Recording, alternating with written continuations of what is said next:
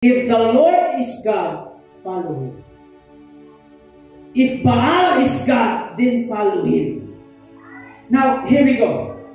Anong sinasabi ng Panginoon sa atin? If truly God, Jesus is our God, then follow Him.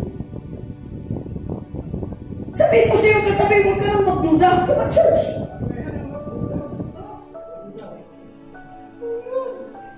Wala pong in-between. Hello! Wala pong in-between. If you follow Christ, follow Christ.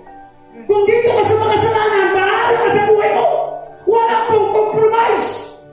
Ay, pangmay ng amen. Sabihin mo kasi yung katabi, huwag kang mag-compromise. Problema sa atin. Problema sa atin, guys. You are saved by the grace of God. You are now in Christ. Then you are living in sin. Huwag ganon. Kaya nga walang ulan sa buhay ninyo kasi you are compromising.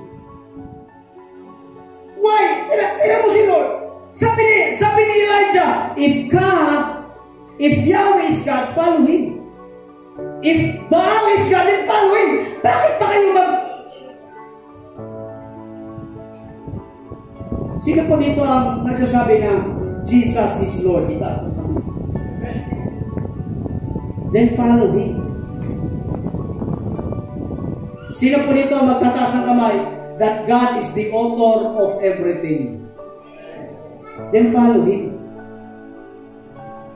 Lahat ng meron ka galing sa Kanya.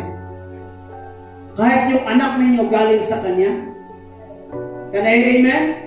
Lahat ng meron ka galing kay Lord. If you believe that the Lord is